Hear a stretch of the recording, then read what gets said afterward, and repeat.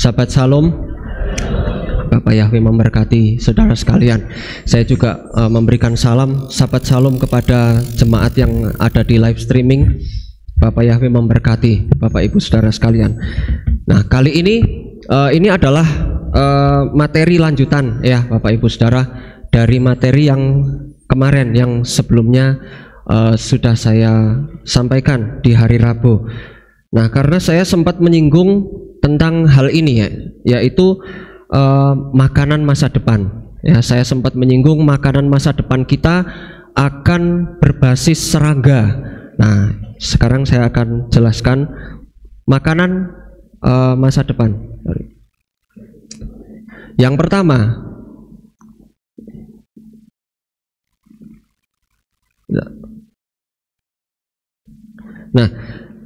yang pertama dimulai dari World Economic Forum, saudara.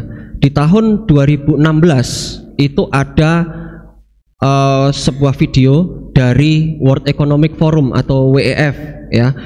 WEF itu adalah organisasi internasional yang bukan berasal dari pemerintah. Nah, ini adalah organisasi yang dikatakan eksklusif ya.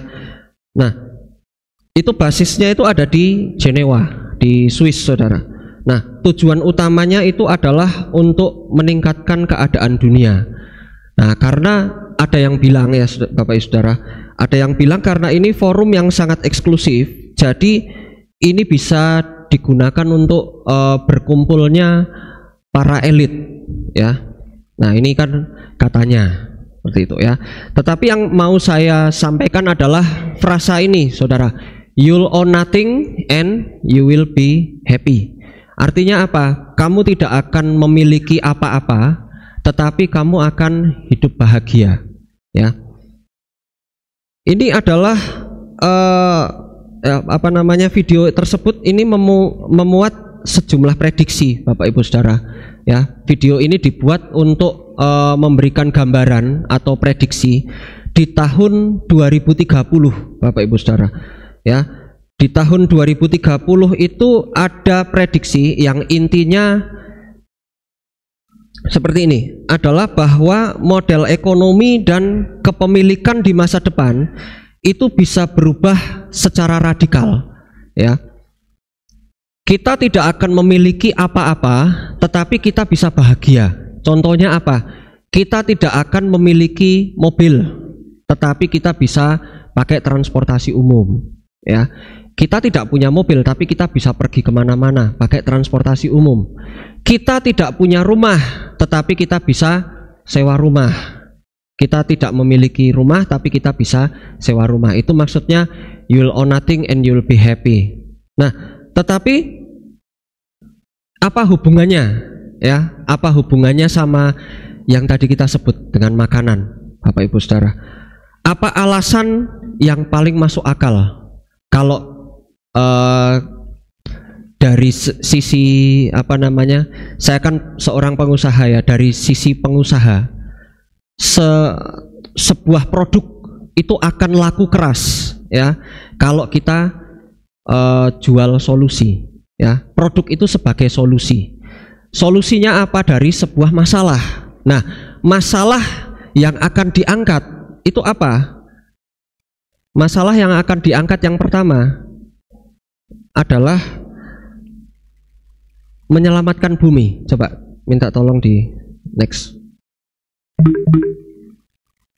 Nah, masalah yang paling mudah untuk diterima Bapak Ibu Saudara yaitu adalah menyelamatkan bumi. Kenapa kok menyelamatkan bumi? Karena ini adalah alasan yang paling banyak disukai oleh orang-orang yang dinamakan social justice ya, SJW, social justice warrior. Di seluruh dunia itu ada, Bapak Ibu Saudara. Adalah untuk menyelamatkan bumi, atau orang-orang yang banyak berteriak go green, go green, go green gitu ya. Karena bumi ini sudah rusak, kita harus menjaga bumi, seperti itu. Nah, orang-orang itu yang saya sebut SJW itu atau social justice warrior, mereka akan berkata bahwa di bumi ini sudah rusak ya.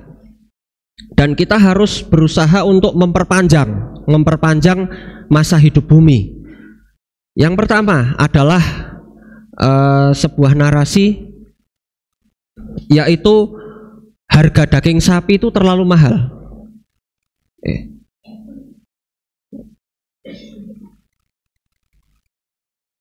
Dari sana aja enggak apa-apa. Yang pertama adalah harga daging sapi itu akan terlalu mahal, Bapak Ibu Saudara.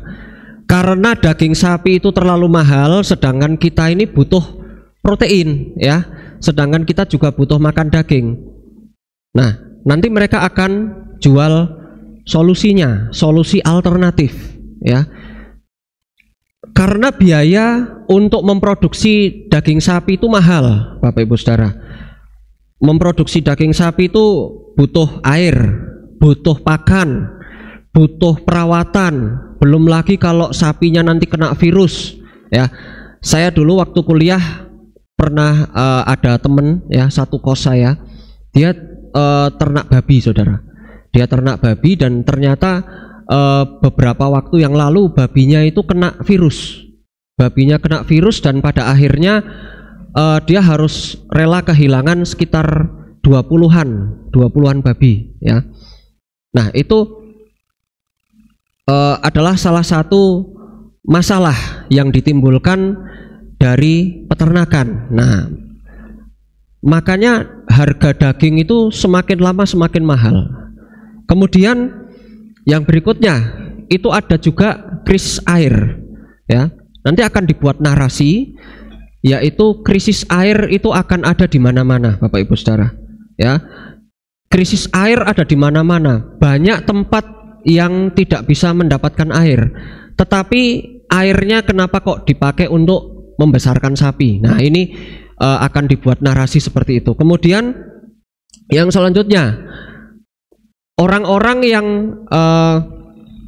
yang tidak suka itu akan menganggap membuat wagyu atau daging sapi yang empuk itu adalah sebuah bentuk kejahatan. Kejahatan tidak berperi kesapian, ya, karena anak sapi yang baru lahir itu dia akan dipisahkan dari induknya. Ini cara untuk bikin wagyu itu seperti itu, Bapak Ibu Saudara. Anak sapi yang baru lahir itu akan dipisahkan dari induknya. Dia tidak bisa menyusu, ya, tidak dapat susu dari induknya. Dia dimasukkan ke dalam sebuah kerangkeng yang kecil, di mana anak sapi itu tidak bisa bergerak, ya. Karena tidak bisa bergerak dengan bebas, makanya ototnya tidak berkembang. Karena ototnya tidak berkembang, ototnya jadi empuk, ya. Karena ototnya empuk, harganya jadi mahal, jadi enak, saudara. Nah, karena banyak peternak sapi yang seperti ini, maka banyak orang-orang yang pada akhirnya menyuarakan untuk jadi vegan, ya, jadi go vegan. Kita tidak boleh makan daging, kita tidak boleh makan daging karena makan daging itu jahat, katanya. Karena kita makan daging itu pembunuhan, seperti itu. Tapi kalau kita makan sayur terus setiap hari, ya, kita juga butuh protein, saudara. Kita juga butuh protein dari hewani, ya, tidak hanya nabati saja. Apalagi ada penelitian terbaru, katanya kalau seorang laki-laki makan sayur setiap hari, hormon estrogennya meningkat, ya. Kalau hormon estrogennya meningkat, lama-lama seorang laki-laki yang benar-benar laki-laki itu lama-lama akan hilang, ya. Jadi kita tetap harus mendapatkan protein, ya, tetapi gimana caranya? Karena semakin lama harga daging itu semakin mahal, semakin mahal. Nah, akan ada narasi selanjutnya juga, Bapak Ibu Saudara, yaitu suplai makanan di dunia itu tidak cukup, ya. Suplai makanan di dunia itu tidak akan cukup untuk memenuhi makanan di seluruh dunia, katanya. Suplai makanan di dunia ini tidak cukup untuk memberi makan seluruh orang di dunia. Padahal kalau kita mau mencari fakta Bapak Ibu Saudara, suplai makanan dunia itu cukup untuk memberi makan sampai 10 miliar manusia. Sedangkan manusia di dunia ini sekarang ini baru 8 miliar ya. Jadi sebenarnya ada oversupply. Tetapi yang jadi masalah itu sebenarnya bukan suplai makanannya, tetapi logistiknya Bapak Ibu Saudara ya. Ada beberapa daerah-daerah tertentu yang tidak bisa dijangkau oleh logistik. Nah, itu yang menyebabkan di satu daerah itu oversupply, di satu daerah itu berkurang, suplainya kurang Bapak Ibu Saudara ya, seperti itu. Nah, makanya para peneliti itu menganggap ada alternatif protein berbasis serangga Bapak Ibu Saudara ya. Di Indonesia juga sudah pernah disampaikan Bapak Ibu Saudara oleh Kepala Badan Gizi ya. Oleh Bapak Kepala Badan Gizi itu diusulkan adanya penggunaan ulat sagu dan belalang sebagai protein pengganti untuk makanan bergizi gratis ya, untuk makanan bergizi gratis. Tetapi mereka bilang di daerah tertentu ya. Kita tidak tahu jadinya seperti apa, tetapi ini sudah ada usulan dari pemerintah Bapak Ibu Saudara ya. Nah, jadi ini adalah usulan resmi, tetapi kita tidak tahu pada akhirnya seperti apa. Kemudian artis-artis dunia itu juga sudah pernah menyuarakan adanya makanan berbasis serangga Bapak Ibu Saudara. Kalau kita lihat, ini adalah aktris Angelina Jolie ya. Pada waktu dia menyuarakan filmnya yang terbaru ya, iklan filmnya yang terbaru, itu dia pada saat di Kamboja dia makan tarantula Bapak Ibu Saudara, makan laba-laba ya, makan laba-laba tarantula, kemudian makan kalajengking dan juga makan jangkrik untuk dia bisa mempromosikan filmnya ya. Nah, sekolah di negara barat, kurikulum sekolah di negara barat itu juga sudah mulai memasukkan adanya normalisasi makanan berbasis serangga ya. Jadi di negara-negara barat seperti Amerika itu sudah mulai dipopulerkan juga Bapak Ibu Saudara tentang makanan-makanan berbasis serangga. Ini banyak sekali di-endorse ya, di-endorse oleh aktor-aktor, aktris-aktris luar negeri, bahwa makanan berbasis serangga itu menyehatkan dan juga sudah bisa diterima oleh masyarakat luas seperti itu. Kemudian saya juga sempat tanya kepada AI Bapak Ibu Saudara ya, kan sekarang sudah bukan zamannya kita tanya Mbah Google lagi Bapak Ibu Saudara. Kalau kita tanya Mbah Google itu rasanya kelamaan ya. Sekarang kita ini lebih cepat tanya sama AI ya. Di dunia ini sudah banyak seperti ChatGPT, seperti DeepSeek, itu banyak sekali Bapak Ibu Saudara. Kita bisa tanya dan jawabannya lebih cepat, lebih akurat, dan bisa cari di Google juga ya, sama, hasilnya sama, bahkan lebih akurat daripada tanya di Google Bapak Ibu Saudara. Nah, beberapa jenis serangga yang paling umum dijadikan bahan makanan, yang pertama itu adalah belalang dan jangkrik. Itu tinggi protein ya, banyak digunakan dalam bentuk utuh, bisa digoreng, bisa digiling jadi tepung ya, bisa dimakan utuh Bapak Ibu Saudara dalam bentuk yang utuh, masih belalang seperti itu. Seperti yang kita ketahui ada di Gunung Kidul ya. Di Gunung Kidul itu banyak belalang goreng Bapak Ibu Saudara, sudah banyak dijual di pinggir jalan gitu. Kemudian ulat sagu ya, di daerah-daerah Indonesia Timur itu banyak orang yang makan ulat sagu Bapak Ibu Saudara ya. Kemudian ada larva kumbang dan semut. itu juga dikonsumsi sebagai camilan atau campuran di makanan tradisional. Kemudian ada juga serangga air seperti keong air atau serangga air raksasa. Ya, ini khususnya banyak di Asia Tenggara. Gitu. Kemudian katanya serangga itu juga sangat bergizi. Ya. Umumnya itu adalah mengandung yang pertama protein tinggi, kemudian asam amino esensial lengkap, kemudian asam lemak sehat yaitu omega 3 dan omega 6, kemudian ada vitaminnya juga ya, B12, riboflavin, kemudian ada mineralnya juga ya, zat besi, ada zinc, ada magnesium, seperti itu. Nah, contohnya jangkrik kering itu mengandung sekitar 60-70% protein, jauh lebih tinggi dari daging sapi, Bapak Ibu Saudara. Nah, ini kalau Bapak Ibu Saudara mau cari di Google Image itu banyak sekali contoh-contoh. Ya, ini adalah protein bar ya, yang makanan yang sudah jadi kemasan. Itu dari jangkrik, Bapak Ibu Saudara. Ya, seperti protein bar yang rasa coklat atau rasa vanila, tapi dia dibuat dari jangkrik. Kemudian yang berikutnya itu juga ada mie, tapi dibuatnya bukan dari tepung nabati, tapi dari tepung olahan serangga. Ya, itu juga sudah beredar. Kemudian ada burger, ya, burger jangkrik itu juga sudah ada, Bapak Ibu Saudara. Kemudian satu lagi ada protein bar, ya. Ini ada banyak rasa. Ini yang saya temukan di Jepang, Bapak Ibu Saudara. Ini ada rasa coklat, ada rasa matcha, ya, rasanya macam-macam, Bapak Ibu Saudara, ya. Kemudian para social justice warrior di negara barat itu juga menggaungkan ya, Bapak Ibu Saudara, dengan makan serangga itu bisa mengurangi obesitas.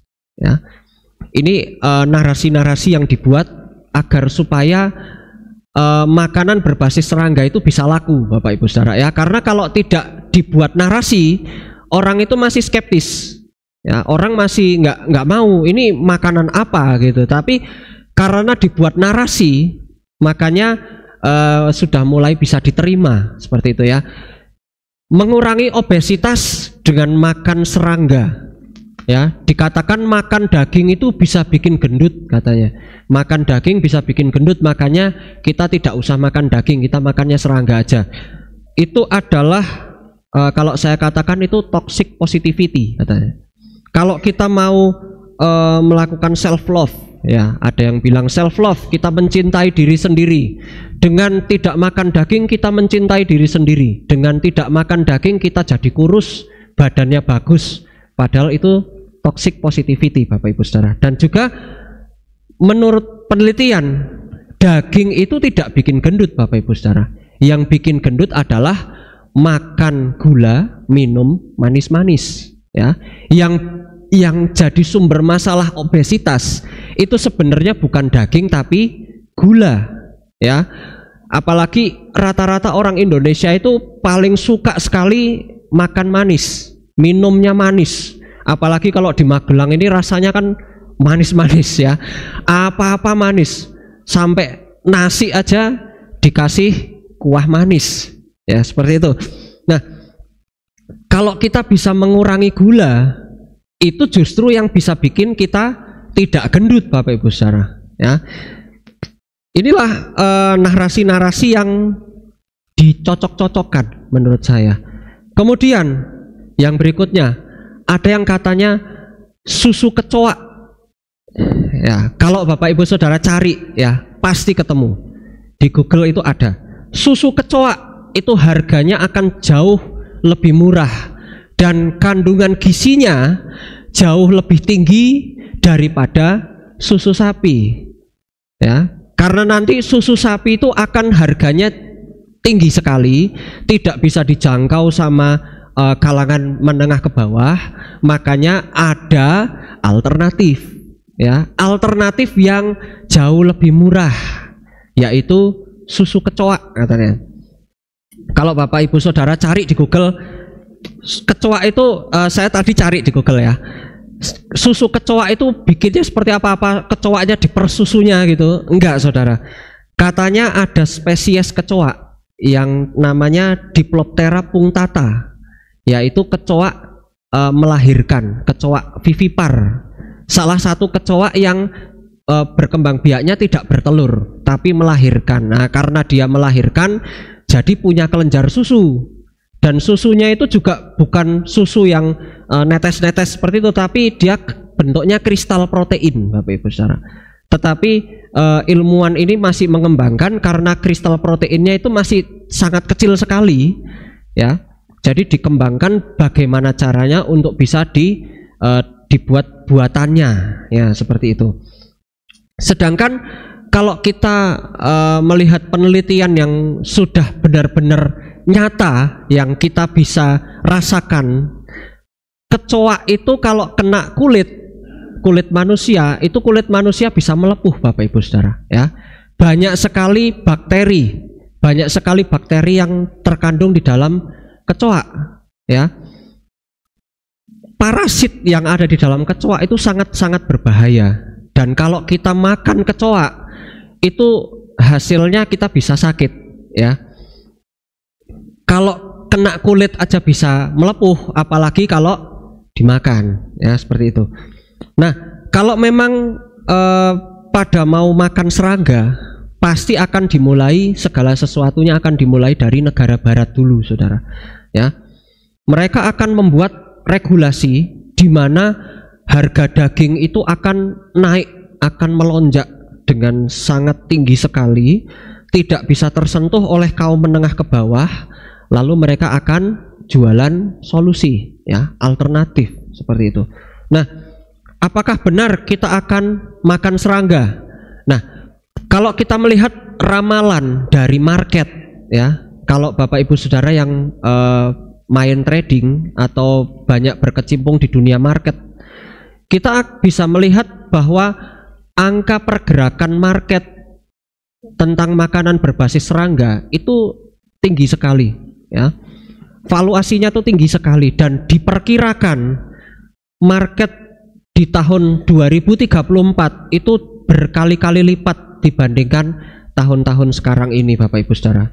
Ini marketnya besar sekali, harganya naik sekali marketnya, ya. Kalau marketnya tinggi sekali, yang diutamakan adalah cuan, Bapak Ibu saudara, ya. Keuntungan dari market itu akan meningkat sekali. Nah, makan binatang biasa itu saja diatur sama Torah, Bapak Ibu saudara, ya. Makan makanan yang biasanya kita jumpai selama ini itu juga diatur. Makanya ada nama istilahnya makanan kosher, ya. Kosher dan tidak kosher. Tidak semua binatang itu bisa dimakan, Bapak Ibu saudara, ya. Kalau kita mau mempelajari di dalam kitab Imamat pasal 11, itu tidak semua binatang itu bisa dimakan. Sebenarnya fungsinya apa sih kita itu memilih-milih makanan, ya, selain kesehatan, Bapak Ibu saudara? Itu tertulis di dalam Imamat pasal 11 ayat yang ke-44, Bapak Ibu saudara, ya. Coba saya bacakan Imamat pasal 11 ayat 44. Sebab akulah Yahweh Elohimmu, maka haruslah kamu menguduskan dirimu, dan kamu harus menjadi kudus sebab aku kudus. Dan kamu tidak boleh mencemarkan jiwamu dengan semua yang berkeriapan yang merayap di atas bumi. Jadi menurut Bapak Yahweh, ini berdasarkan apa, Bapak Ibu saudara? Makan makanan yang kosher itu bukan hanya kesehatan, ya. Kalau kita bicara tentang ilmu, ya, ilmu pengetahuan sains, makan makanan kosher itu mempengaruhi kesehatan. Tetapi Bapak Yahweh ingin supaya kita ini menguduskan diri, ya.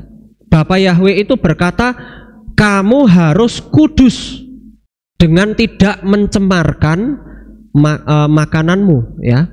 Kalau kita makan makanan yang tidak kosher, itu artinya kita tidak kudus. Bukan kita jadi sakit, bukan. Yang jadi poin utama dari Bapak Yahweh itu adalah kita harus kudus dengan cara kita makan makanan kosher. Kalau kita makan tidak kosher, kita dianggap tidak kudus, ya. Bukan saya yang ngomong Bapak Yahweh sendiri. Kalau kita tidak makan kosher, kita tidak kudus.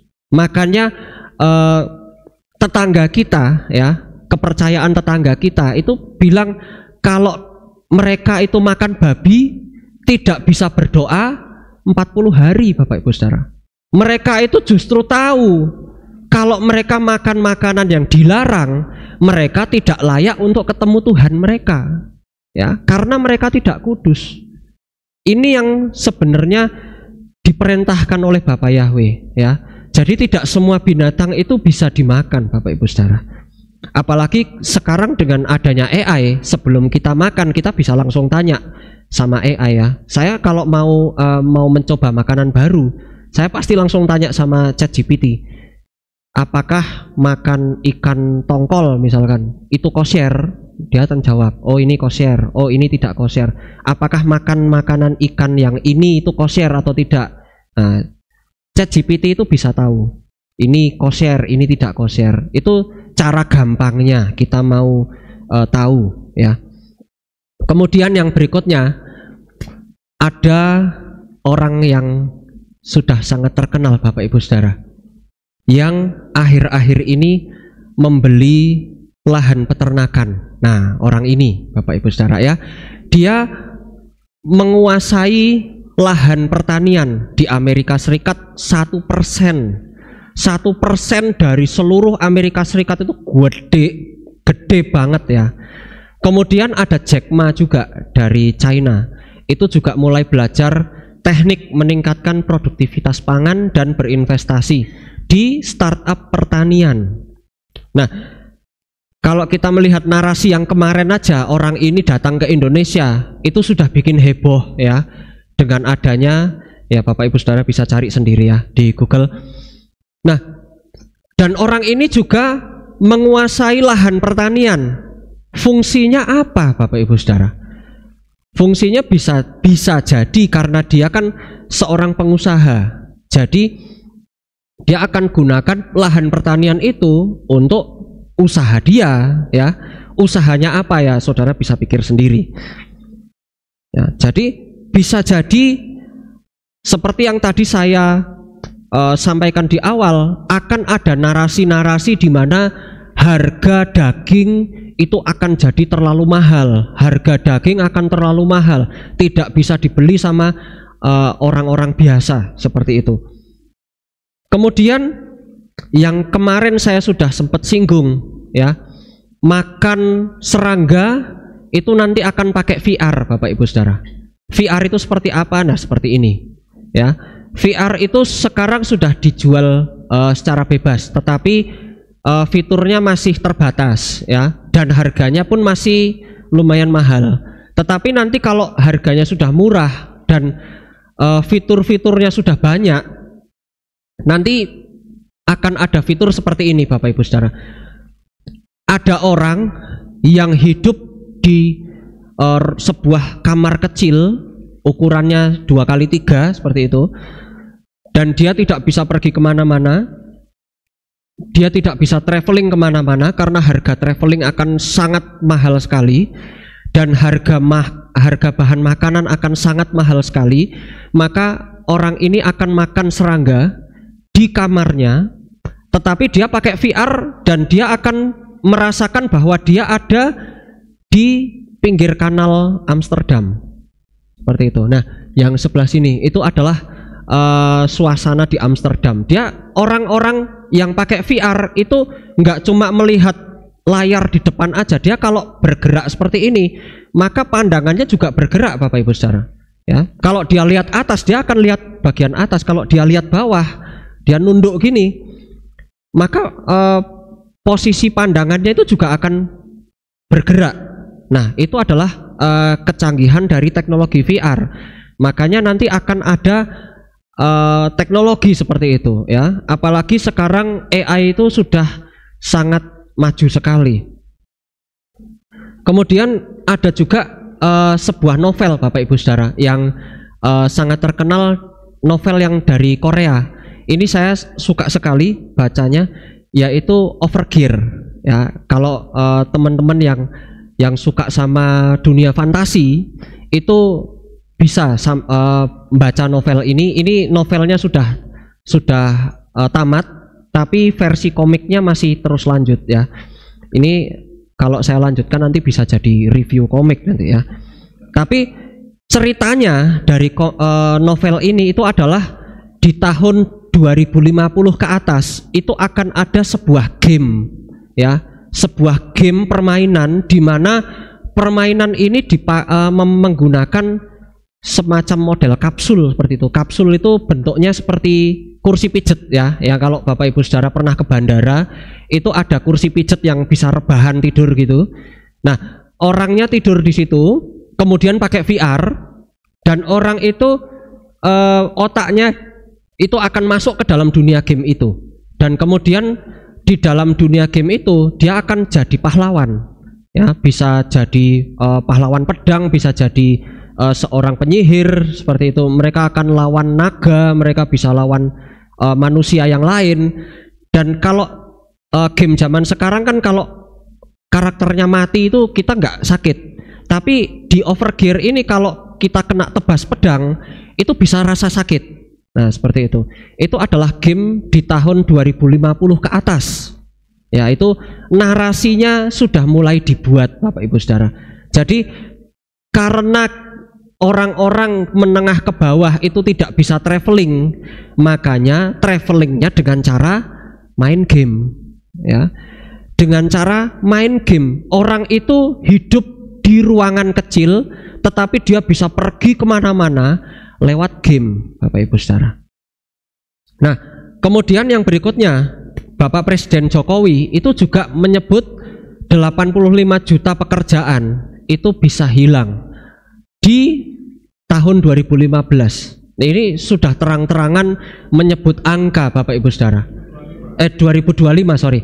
Di tahun 2025 itu sudah terang-terangan disebut angkanya 2025 itu 85 juta pekerjaan itu bisa hilang karena adanya AI ya. Ya kalau kita pikir manusia itu bisa protes Bapak Ibu Saudara ya. Buruh-buruh pabrik yang kemarin protes, mereka demo di pinggir jalan, di tengah-tengah jalan sampai akhirnya pabriknya tutup ya. Itu sangat mengganggu sekali dari perusahaan tersebut ya, sampai akhirnya perusahaannya bisa tutup, bisa bangkrut. Tetapi kalau buruhnya tidak ada, pakai AI, mereka akan pakai robot, tidak ada lagi demo Bapak Ibu Saudara. Nah makanya yang mau saya katakan saat ini adalah kita harus bisa upgrade skill ya. Kita harus bisa upgrade skill supaya kita ini tidak digantikan sama AI ya. Karena kalau kita sebagai pengusaha, daripada kita diprotes sama karyawan kita, ya lebih baik karyawannya diganti sama AI, nggak bisa protes ya. Tapi kalau karyawannya pinter banget, dia bisa jadi operator AI-nya ya. Karyawan tersebut yang pinter sekali itu tidak akan digantikan, tetapi dia justru akan jadi operatornya. Nah, operator-operator AI itu adalah karyawan-karyawan yang terbaik. Dan apalagi saat ini para pemilik-pemilik bisnis itu juga sudah berusaha belajar sendiri Bapak Ibu Saudara ya. Belajar sendiri cara menggunakan AI ya, daripada kita ini bayar karyawan untuk dia yang belajar AI, ya lebih baik bosnya sendiri yang belajar AI. Makanya kita sebagai orang-orang yang bekerja sebagai karyawan atau orang yang bekerja di perusahaan orang, jangan sampai kita ini dikalahkan ya. Jangan sampai kita ini digusur sama teknologi AI ya. Kalau Bapak Gembala saja dia bisa bikin lagu, Bapak Ibu Saudara, ya. Bapak Lukas itu dia tidak punya skill untuk bikin lagu, tapi buktinya dengan adanya AI lagunya jadi juga. Saya pun juga tidak bisa bikin lagu, Bapak Ibu Saudara, tapi dari dulu kerinduan saya bikin lagu supaya saya itu bisa punya lagu sendiri. Dan dengan adanya AI sekarang saya juga punya lagu sendiri, Bapak Ibu Saudara. Yang saya miliki sekarang sudah ada 44 ya, 44 lagu yang saya upload di YouTube baru sekitar belasan ya, belum sampai 20. Nanti ada kalanya setiap hari saya akan upload satu seperti itu ya. Nah, makanya di akhir-akhir zaman ini kita harus bersiap. Jangan sampai kita ini digantikan sama AI. Kita harus upgrade skill kita ya. Tetapi juga ada pernyataan salah satu teman kita ya. Ini pernyataan yang menarik buat saya. Ada salah satu teman kita, seorang gembala, itu dia ngomong sama saya, manusia yang dipenuhi oleh Ruach HaKodes itu tidak akan bisa digantikan sama AI ya. Manusia yang dipenuhi oleh Ruach HaKodes itu tidak akan pernah bisa digantikan sama AI. Pertanyaannya, apakah Bapak Ibu Saudara dipenuhi Ruach HaKodes? Itu yang jadi pertanyaan ya. Jadi kalau kita melihat bahwa di akhir zaman ini ada orang-orang yang disingkirkan karena AI, ada orang-orang yang kehilangan pekerjaan karena adanya AI, ada orang-orang yang susah cari pekerjaan karena saat ini sudah mulai susah cari pekerjaan karena banyaknya AI ya. Tetapi selama Bapak Ibu Saudara punya Roh Kudus, ada Ruach HaKodes di dalam diri Bapak Ibu Saudara, tidak akan pernah Bapak Ibu Saudara dibiarkan ditinggal ya. Bapak Ibu Saudara tidak akan pernah bisa digantikan sama AI karena Bapak Ibu Saudara adalah kesayangan dari Bapak Yahweh ya. Intinya adalah akan ada kesusahan besar di akhir zaman, Bapak Ibu Saudara. Kesusahan besar itu sudah diprediksi jauh sebelum ada kita lahir di dunia ini. Kesusahan besar di akhir zaman itu sudah diprediksi, Bapak Ibu Saudara ya. Tetapi kita harus lebih serius ya. Kita harus lebih serius mendekatkan diri kita sama Bapak Yahweh. Kita yang bekerja, kita harus tetap serius dalam pekerjaan kita. Kita harus serius dalam kita mencari uang supaya kita bisa menikmati kehidupan kita yang saat ini. Kita bisa makan enak, kita bisa jalan-jalan, kita bisa berbagi berkat kepada sesama. Dan yang terpenting, Bapak Ibu Saudara jangan sampai meninggalkan Bapak Yahweh, agar supaya Roh Kudus itu tetap ada di dalam diri Bapak Ibu Saudara sekalian. Amin. Bapak Yahweh memberkati Bapak Ibu Saudara sekalian. Mari kita mau sama-sama berdoa. Kami mengucapkan syukur dan terima kasih kepadamu ya Bapak Yahweh, karena di pagi yang indah ini kami bisa mendengarkan sebagian kecil renungan firman-Mu Bapa. Kami bersyukur dan biarlah Bapak Yahweh terus menuntun setiap langkah hidup kami, sehingga kami senantiasa ada di dalam perlindungan dari Bapak Yahweh. Mengingat keadaan zaman akhir ini sudah sangat mengerikan, tetapi kami percaya di dalam tangan Bapak Yahweh ada kedamaian. Terima kasih Bapak Yahweh, di dalam nama Adonai Yeshua HaMashiach kami mengucapkan syukur dan berdoa sama-sama, kita katakan amin ya. Kita akan dengar pengumuman. Shalom saudara, berjumpa kembali di Aleph Town Update News. Berikut kami sampaikan pengumuman untuk minggu ini. Akan diadakan aksi sosial donor darah pada hari Minggu 15 Juni 2025 pukul 9 pagi sampai selesai di Kehilat.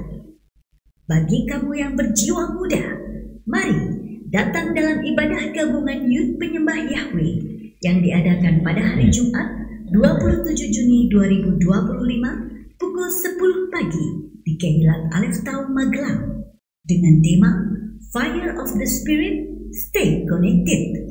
Akan ada banyak acara menarik yang membangun kebersamaan dan semangat kita. Jadi, mari nyalakan lagi api Roh Kudus dalam hidup kita dan tetap terhubung dalam tali kasih Bapa Yahweh. Demikian pengumuman untuk minggu ini. Sampai jumpa di Aleph Tau update news selanjutnya. Bapa Yahweh memberkati. Oke, itu adalah pengumumannya dan tidak ada pengumuman yang lain. Mari kita sama-sama bangkit berdiri. Kita mau tutup ibadah kita di dalam doa. Mari kita sama-sama tutup di dalam doa. Kami mengucapkan syukur dan terima kasih kepadamu ya Bapa Yahweh, karena selesai sudah ibadah Sabat di pagi yang indah ini. Bapa Yahweh, Engkau sudah mengumpulkan kami. Kami sangat berbahagia karena kami bisa mengikuti Torah-Mu, kami bisa menguduskan hari Sabat-Mu, dan kami percaya Bapa Yahweh terus memberkati kami, memampukan kami untuk kami bisa berjalan dalam Torah kebenaran Bapa Yahweh. Kami juga mau berdoa untuk Bapak Gembala kami, Bapak Lukas, beserta tim yang saat ini ada di Surabaya. Bapa Yahweh, jaga lindungi mereka supaya mereka bisa melayani dengan baik, mereka bisa kembali ke tempat ini dalam keadaan selamat, bisa bertemu kami kembali untuk memuji memuliakan nama-Mu di tempat ini Bapak ya. Kami juga mau berdoa kalau sebentar lagi jemaat-Mu akan berpisah satu dengan yang lainnya, akan melanjutkan aktivitas masing-masing. Bapak Yahweh, jaga lindungi kami sehingga apa saja yang kami lakukan dan kerjakan yang tidak bertentangan dengan ajaran firman-Mu, biarlah semuanya dibuat oleh Bapak Yahweh menjadi berhasil. Terima kasih ya Bapak Yahweh. Inilah doa syukur yang kami naikkan kepadamu di dalam nama Adonai Yeshua HaMashiach, Tuhan dan Juru Selamat kami. Kami sudah berdoa dan mengucapkan syukur. Mari kita mau angkat tangan kita mau menerima berkat Kohanim. Yevarechecha Yahweh wa yismerecha.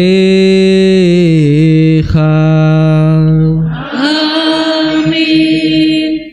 Kenye irotso. Yair Yahweh panawelecha wihuneka. Amin. Kenye irotso. Isa Yahweh panawelecha wa yasem lecha shalom. Amin. Kenye irotso. Baruch hatabair farwata basyade, engkau akan diberkati di kota dan engkau akan diberkati di ladang. Amin. Baruch peribitnecha friatmatcha firfemtecha sekaralapeka wa asterotsonecha, dan diberkatilah buah kandunganmu, diberkati hasil bumimu dan hasil ternakmu, anak-anak lembumu dan anak-anak dombamu. Amin. Baruch tan achau misartecha, diberkatilah bakulmu dan tempat adonanmu. Amin. Baruch atabepo echa farwata betsetecha, dan diberkatilah engkau pada waktu masuk dan diberkati engkau pada waktu keluar. Amin. Baruch ata Yahweh Elohenu melech haolam beshem Adonai Yeshua HaMashiach Ruach HaKodesh Kile Olam Faed. Kami sudah berdoa dan mengucapkan syukur, sama-sama kita katakan Amin.